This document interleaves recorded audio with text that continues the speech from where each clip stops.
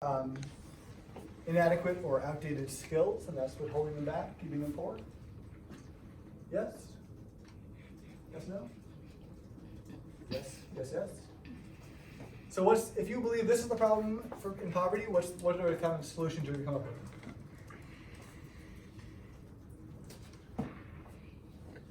Re-education. I wouldn't call it re-education, but yes, I mean, education. Re-education as a communist, yeah, anyway. Education, yes, so if the poor have inadequate skills or low education, inadequate or outdated skills, then yes, the pathway out of poverty is not necessarily cash transfers, it's investing in people's education, right? And that places a heavy burden on education to lift people out of poverty. It's a very American story that all we need is for people to get a college degree and they'll get out of poverty, but it places a lot of the burden of lifting people out of poverty on the individual, right? It becomes your responsibility to get an education and lift yourself out of poverty. Family Preservation and Support Services Act, services to prevent out-of-home placement and support reunification. Yes, that's true. I'm not gonna say much more about that one.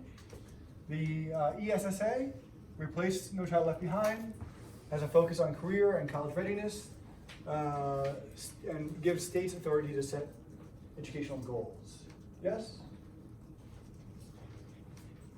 So No Child Left Behind tried to standardize a lot of this stuff, right? Lots of standardized testing, lots of common standards of what kids should know when they graduate high school that were nationwide.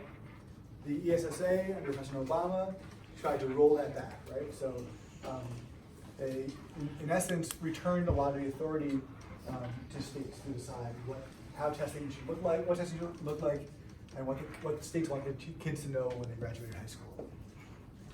FMLA is the, what does FMLA stand for? Family Medical Leave Act. Family Medical Leave Act, yes. And it provides 12 weeks of unpaid leave and job protection. So this is a good thing in general, but it is much less leave than most other Western countries provide, and it's unpaid, right?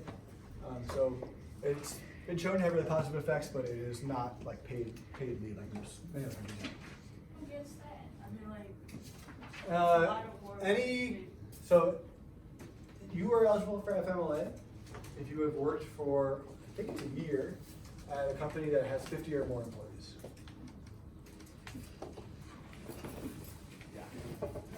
I know like a lot of women who deliver babies, they are able to get FMLA as well after delivery.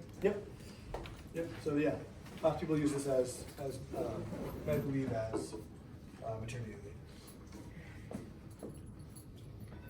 Okay, entitlement programs, benefits that everyone gets. Yes, you're entitled to them. Economic theory of discrimination, that dominant groups discriminate to maintain their economic advantage. Also the correct answer. The Earned Income Tax Credit, the EITC. Working families with children or working individuals without children get a federal tax credit. So yes, this is true. The tax credit for childless workers is much smaller than for workers with children, right? So it's really designed for families with children.